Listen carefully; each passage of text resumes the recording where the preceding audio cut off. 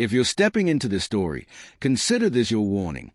Subscribe now before the lights go out, because what you're about to hear has been buried behind concrete, steel, and silence for far too long. Like, comment, and stay with me, because once we begin, there's no turning back. The sirens began just after 2:17 a.m., slicing through the fog rolling off the San Francisco Bay.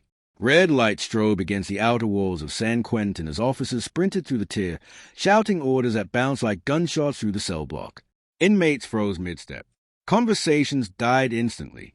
Even the seasoned guards looked rattled. Something catastrophic had happened. An inmate was missing. And not just any inmate. Elias Mercer, a man whose name carried weight even outside the prison walls.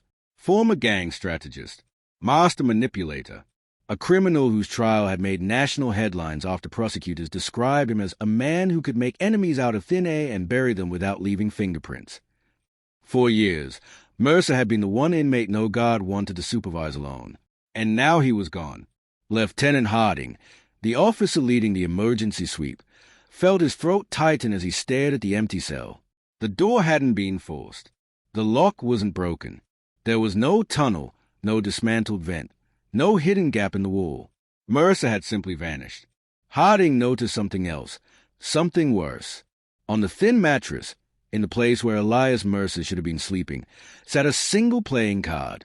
The Queen of Spades, its edges crisp, its surface spotless, as if placed there moments before the alarms went off. The guards working the night shift swore they had seen nothing unusual. Cameras showed static for a full 11 minutes before returning to normal. No one could explain it, and some were afraid to try.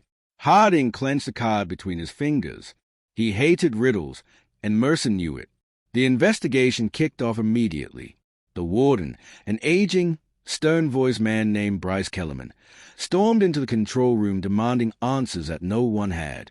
Kellerman had ruled San Quentin with a mixture of authority and fear for over a decade, but tonight he looked shaken. Check everything, he ordered. Every corridor, every camera, every inmate. Mercer didn't disappear. Someone made him disappear. And that someone, Harding thought, had to be on the inside. As Cell Block C underwent full lockdown, investigators from Marin County arrived. Among them was Detective Laura Ricks, a sharp-witted former profiler with a reputation for seeing patterns no one else caught. She examined the scene quietly, barely acknowledging the panicked buzz of officers around her. Her first question wasn't about the exit routes. It wasn't about the cameras, or the door, or the guards. "Why the Queen of Spades?" she asked. Harding frowned. "Isn't that your department? Symbolism and all that." Ricks didn't smile. The Queen of Spades is often tied to betrayal. And beginnings. Beginnings. Harding repeated. "Meaning," she said, "this isn't the end of something. It's the start." They searched Mercer's cell again, this time with forensic teams combing every inch.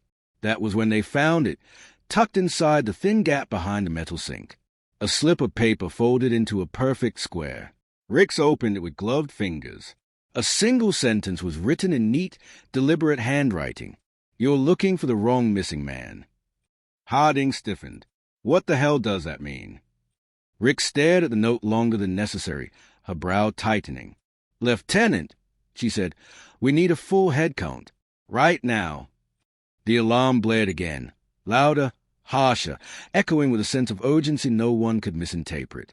Because when the officers checked the roster, a second inmate was missing, an inmate who wasn't supposed to have any connection to Elias Mercer at all. And when they opened that second inmate's cell door, what they found changed everything.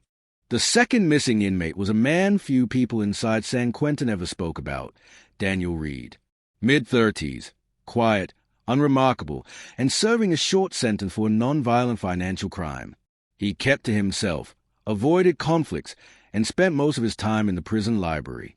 He was the last person anyone expected to vanish, especially on the same night as Elias Mercer. Harding froze in the hallway as officers pulled open Reed's cell door. The lights flickered, casting long shadows across the narrow room. At first glance, the cell looked untouched, bed neatly made, books stacked, no signs of struggle. But then Officer Thumlinson gagged and staggered backward, one hand clamped over his mouth. The smell hit next, a sharp, metallic tang curling through the air. Rick stepped inside first. She'd smelled this too many times before. It wasn't blood. It was colder, cleaner, more deliberate. On Reed's pillow lay a second playing card. This time, the King of Diamonds. And taped to the card was a small fragment of black cloth, smooth, expensive, unmistakably part of a tailored suit. Harding's eyes widened. That's Mercer's suit, the one he wore in court. The guard confiscated it after sentencing. Rick's face hardened. So Reed didn't take anything. Something, or someone, was placed here. Harding rubbed his temple. Why Reed? He had no connection to Mercer. Ricks didn't answer, because at that moment, something else caught her attention, a faint scratch on the concrete floor. She knelt. It was a line, thin and precise, like it had been carved with a razor blade. Then another, and another. Together, they formed a shape. A crude drawing, but a clear one. A door. A door outlined inside a cell where no door should exist. Ricks whispered, almost to herself, this wasn't an escape. This was an exchange. But the meaning of that phrase hung unanswered as the warden stormed toward them, red-faced and furious. Kellerman. Harding began, but the warden cut him off. No excuses. No theories. I want Mercer found. And I want Reed located before sunrise. Rick stood. Warden. This wasn't a random disappearance. This was planned. Precise. Someone inside helped them. And based on what we've seen. Don't lecture me on my prison, Kellerman snapped. If there's a mole inside these walls, I'll find them myself. Rick studied him. His voice was too sharp, too defensive. Something in his reaction didn't sit right with her. But there was no time for debate. Kellerman ordered a sweep of every hallway and every yard. And within minutes, over 100 officers were combing the facility. Harding pulled Ricks aside. Listen, Reed wasn't on any gang lists. No enemies. No friends. Just a guy who read books. Why would Mercer take him? Rick shook her head. I don't think Mercer took him. I think Reed left with him. The question is why. Harding scoffed. Reed? A man who panics if his library card is late. Ricks pointed at the King of Diamonds. You're missing the pattern. The Queen of Spades. Now the King of Diamonds. These aren't random choices. Whoever planned this is communicating. Harding felt a chill in his spine. To who? Ricks looked up the hallway, toward the control tower where Kellerman was barking orders. That, she said quietly, is what I intend to find out. Then the radio crackled. Officer Alvarez's trembling voice broke through the static. Lieutenant Harding. Detective Ricks, you need to get to the West Gate. Now. What happened? Harding demanded. Alvarez hesitated. You're going to want to see this yourself. When they reached the West Gate, a section of the prison untouched by inmates for nearly 20 years, they saw the impossible. The old maintenance door, sealed shut since the early 2000s, was open, and on the ground beside it, illuminated by a single trembling flashlight, lay the third playing card, the Ace of Hearts. Fresh, clean, and written across its center in neat, ink-black handwriting was a message neither of them were prepared to read. He was never the prisoner. You were. Ricks felt her blood run cold. And before Harding could respond, a scream tore through the darkness. The scream sliced through the corridor like a blade, echoing off cement walls and rattling the steel bars. Harding and Rick sprinted toward the sound, their footsteps pounding in rhythm with a rising panic in their chests. Officers converged from every direction, flashlights trembling in their hands. They found the source near the old utility shed behind the West Gate. Officer Thumlinson, pale as paper, shaking violently and pointing at the ground. Ricks knelt beside him. What did you see? He couldn't form the words. He simply lifted a trembling finger toward the darkness behind the shed. Rick stepped forward, Harding close behind. At first they saw nothing. Just weeds, cracked pavement, and a dilapidated structure leaning under weight of years. But when Harding shifted his flashlight to the left, the beam caught something that froze them both in place. Footprints. 2 sets. Fresh. Clear. Leading straight to the shed's back wall, and then stopping abruptly at a patch of concrete. No exit. No door. just a dead end. But the footprints ended at the wall as if the men had walked straight into it. Harding muttered, "What is this? Some kind of sick game." Rix didn't answer. She approached the wall, brushing her fingertips across its surface. Cold, solid, unbroken, yet the footprints were undeniable. Behind them, the warden shoved his way through the crowd of officers. "What now? What did you find?" Kellerman barked, impatience radiating off him. Rix turned. "A door that isn't a door. A path that stops where it shouldn't. Warden, someone is manipulating every inch of this prison, and they are doing it with your authority or your blind trust." Kellerman's eyes narrowed. "What's your tone?" But Rix wasn't intimidated. "I intend to, but you need to be honest with me. Elias Mercer had visitors you blocked from our interview logs. He had belongings that disappeared from storage. And now an inmate who had no connection to him, Daniel Reed, is missing too. Yet you claim you know nothing." Harding swallowed. Hard confrontations with the warden were dangerous. But Rix wasn't afraid. Kellerman stepped closer. "Detective, you're forgetting something. This is my prison." "My—" His voice cut off, because a faint metallic click echoed from the wall behind Rix. Everyone froze. The wall shifted. Not much, just an inch, but enough to reveal that what looked like solid cement wasn't. Dust drifted down. A thin seam appeared in the concrete, like a long-hidden door breaking free from decades of silence. Rick stepped back, weapon drawn. Harding's voice was barely a whisper. "What the hell?" The seam widened. A cold draft pushed outward, carrying with it a smell of stale air and rusted metal. A hidden room, a forgotten passage. Something no current warden or officer knew existed. Kellerman's face went white. He whispered, No, that was sealed years ago. It was supposed to remain sealed." Rix turned sharply.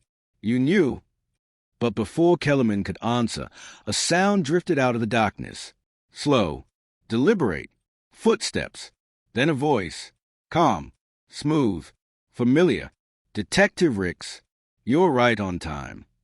Elias Mercer stepped into the light, eyes unblinking, hands relaxed at his sides. He wasn't running. He wasn't hiding. He looked almost expectant. Harding raised his weapon. "Don't move." Mercer smiled. "If I wanted to vanish, Lieutenant, none of you would have found me." Behind him, another shadow emerged, Daniel Reed.